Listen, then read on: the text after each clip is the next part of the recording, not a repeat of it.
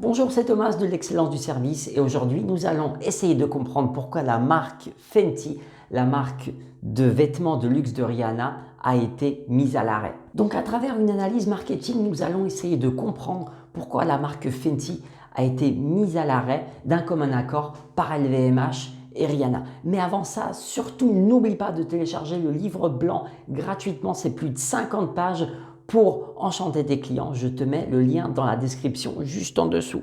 Donc tout d'abord, qui est-ce que Fenty? Comme je l'ai dit, Fenty c'est une marque de Rihanna, l'une des 4 marques. Elle en possède 4. Fenty c'est la marque de vêtements de luxe. On ne parle même pas de prêt-à-porter. Là, 230 € le t-shirt, je pense que c'est un peu plus que du prêt-à-porter.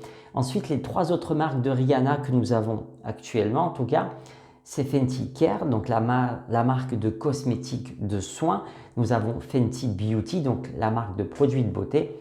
Et ensuite, nous avons Savage X Fenty, qui est sa marque de lingerie. Alors, le lancement de Fenty était un grand événement dans le milieu du luxe, un vrai grand événement. Fait depuis 1987, il n'y a pas eu d'autres maisons de mode intégrées à LVMH. La dernière, c'était Christian Lacroix, donc comme je l'ai dit, en 1987, depuis nada. Donc, cette collaboration a été menée en mai 2019 et là, depuis peu de temps, elle a été suspendue. Donc, je vais t'expliquer les raisons de cet échec. Alors pour moi, il y a 3 raisons principales pour expliquer cet échec. Alors le premier, le plus important, c'est un problème de ciblage. En effet, il semblerait que Rihanna soit passée à côté de sa cible. Et pourquoi? Tout simplement, les fans de Rihanna, ce sont des jeunes, des personnes jeunes qui n'ont pas forcément d'énormes moyens. Et là, qu'on leur présente un t-shirt à 230 €, des robes à plus de 400 €, vous allez me dire qu'il y a un léger décalage.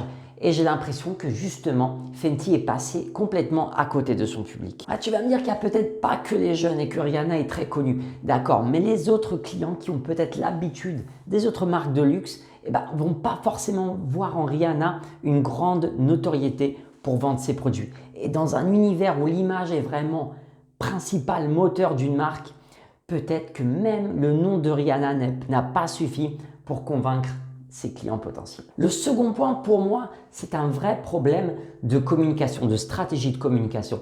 Tout d'abord, si on regarde les autres marques de Rihanna, Fenty Beauty, c'est 10 millions d'abonnés Instagram, et Fenty tout court, c'est près de 1 million d'abonnés. Donc vous voyez, il y a déjà une énorme différence. Mais pourquoi? Alors moi, je ne verrais pas forcément l'explication de dire que les marques de luxe sont une niche et qu'elles n'ont pas beaucoup d'abonnés. Pour moi, c'est faux parce que justement, les marques de luxe font rêver et c'est à travers les réseaux sociaux qu'elles s'expriment très bien. Là où je vois une petite erreur de Rihanna, si je peux me le permettre bien sûr, c'est par exemple l'utilisation des ambassadeurs. Voilà, pour sa marque de lingerie, elle avait collaboré avec une influenceuse très connue, Rosalia, et avait même fait un grand lancement sur Amazon Prime. Pour sa marque de vêtements de luxe, elle utilisait bien évidemment des mannequins à renommée internationale, mais les mannequins n'étaient pas très connus du grand public. Et là encore, elle a vraiment joué à fond la carte de son nom, de sa notoriété, mais elle s'est très peu démarquée des autres produits de luxe de cet univers. On lui reprochait vraiment un grand manque d'originalité. Le troisième point le plus évident, et malheureusement qui impacte tout le monde, c'est la pandémie du Covid.